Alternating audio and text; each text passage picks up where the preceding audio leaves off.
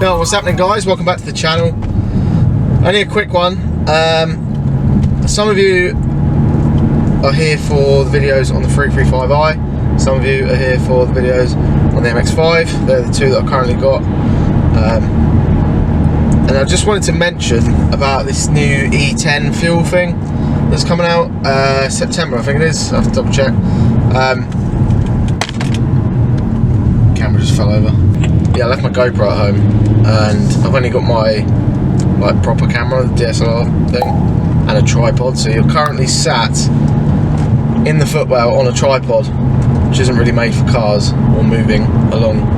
Anyway, whatever. So E10, I just wanted to mention it because there's loads of talk about it, especially on the MX5 forums and stuff at the moment, about whether you can use it and stuff in their MX5s. A lot of MX5s are, sorry. Right, there you go. A lot of MX5s were made before 2000 and, what is it they said on the website? I have to double check, it was 2002 or something. Which a load of MX5s obviously were.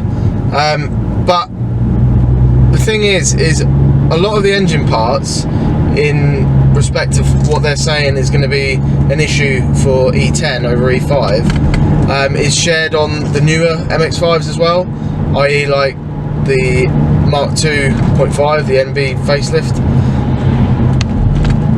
Sorry about the camera movement, I'm trying to drive smoothly. Yeah, like injector seals, for instance, fuel lines, fuel pumps, things like that, the lining of the fuel tank. A lot of them are the same parts on both cars, but they're the things that they think will be affected, sorry, by the E10. So, in my opinion, don't take this as advice or whatever, I'm not a mechanic. The only difference in E5 and E10, so I don't know if you probably already know, but E5 is unleaded petrol with 5% ethanol, and E10 is the same but 10% ethanol. Ethanol does have a little bit more water in it, especially if you let it stand, or you don't drive the car for very long. There'll be a bit more water that will come out in the fuel mix, if that makes any sense. So it's a little bit more corrosive. Now, in terms of like the steel fuel lines and stuff, the added corrosion is like minuscule in comparison to E5. You're not even going to notice that. The only thing, I'm going to pull in by though, because the camera keeps falling over. Hang on, like that. The only thing that you're going to notice, well, you probably won't even notice it, but the only thing that it will degrade a bit quicker is the rubber. So like rubber is by design or whatever, it is meant to be like watery, as in if you dry it out it's going to start cracking and become brittle and stuff like that. So by using E10, things will start to break down a little bit more quicker in terms of the rubber. It will start to dry out and become a bit more brittle, but it's only serviceable stuff, so like injector seals and stuff, and it's going to be over a long period of time that you're not even going to notice it. So in my eyes, I'm going to be still using E5 in my MX5. The 335i, I mean, you can run like E85 in those anyway. Just loads of people in the States, they have it on demand on pumps and all that sort of stuff, E85, so I can't see it being an issue going up to E10. I know you have to upgrade your fuel hoses in the fuel tank if you're running the E85, I think. I don't know, I'll have to check. But other than that, I'm not going to be running the E85 anytime soon anyway, because it's so hard to get hold of in the UK. Like I say, America, Australia, loads of other places, they've got it on tap, literally at the pump, E85. We don't in the UK.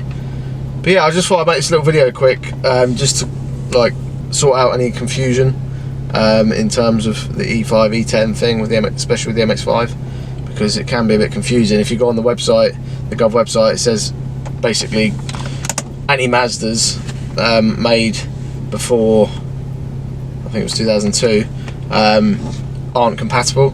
But I just wanted to say that if you look into it, a lot of the older Mazdas, although they say they're not compatible, are compatible because they share the same stuff with the stuff that is compatible. That's so confusing. But yeah, it's basically they're covering themselves so that if you do start killing your injectors and your fuel lines or whatever, they'll say, well, we did tell you, it was on our website, and it's older than 2002, if that is the date, I can't remember. But yeah, that's it. I literally wanted to just say that because I know there's a few subscribers here that are for the racy drifty boy MX5 thing, whatever. I don't even know what it is. It's not even a project, it's just fun. I enjoy it. And there's people here for the 335i, which I'm sure you'll find some use out of it.